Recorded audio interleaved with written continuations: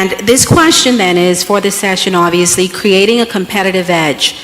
Let's begin by establishing what are we doing wrong right now that isn't resulting in us taking advantage of technology the way it ought to be taken advantage of. I'll pose this question to C. Alan Johnson.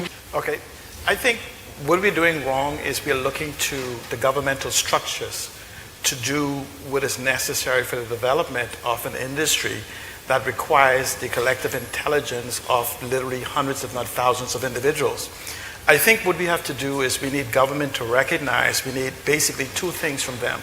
We need legislation that is necessary for whatever it is that we are seeking to do. We need a strategy that is collectively harnessed from us as a group that forms a strategy by which we can each develop our own individual plans.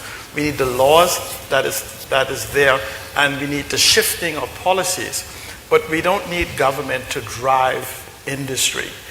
Because what happens is when you begin to limit yourself to the intellectual capital of what we call the House of Assembly or even those appointed, you're talking about less than maybe 250 individuals in a country of 250,000 innovative, creative thinkers. If you look at our population demographics, you would find that as much as 60% of them are born into a whole digital era.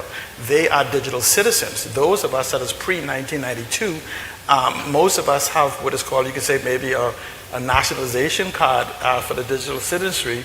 Those are born digital. We are naturalized, and then some are walking around illegal in the digital world. But if you were to ask young people and you challenge them to simply say, and this is where the human capital comes in.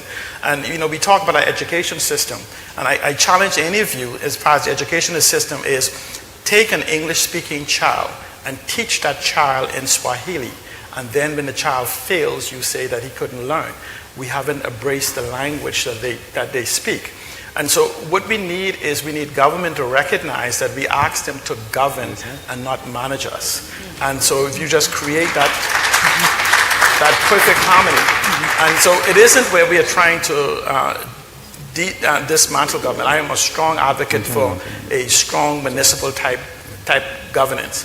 And I think Grand Bahama provides that unique detail for, even if it doesn't transition to it in the immediate, it allows for us to have an actual conversation concerning transformation of how we think, how we are governed, and how we are in the global marketplace. I have absolutely no doubt in my mind. Just one point.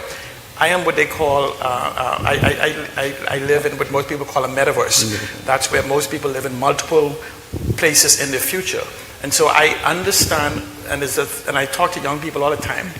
They live in these metaverses, and it's an idea for where they live and where they exist, where they want us to move to, but we don't give them the opportunity to describe or express it.